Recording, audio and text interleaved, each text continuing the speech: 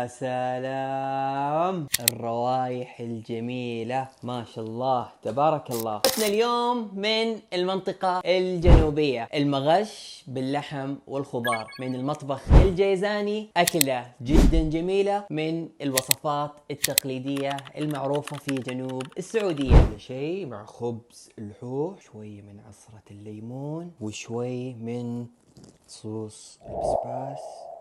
الله الله، شيء فاخر من الآخر. جميع المنتجات اللي راح استخدمها في الوصفة من الدانوب. أضيف اللحم، بصل والطماط والكوسة، البامية والبطاطس. نضيف الثوم والفلفل الحار، الملح، فلفل أسود حب، كمون حب، كزبرة حب. ندقهم دق خشن كذا يكون جاهز. نضيفهم على اللحم والخضار في البهارات السبعة والزيت. باقي علينا الآن نخلطهم مع بعض بهذا الشكل. يا سلام على الروايح الجميلة، كلها بالمغش بهذا الشكل. ونصب الموية، واخر شيء نغطيها بالقصدير وراح ندخلها الفرن الين تستوي.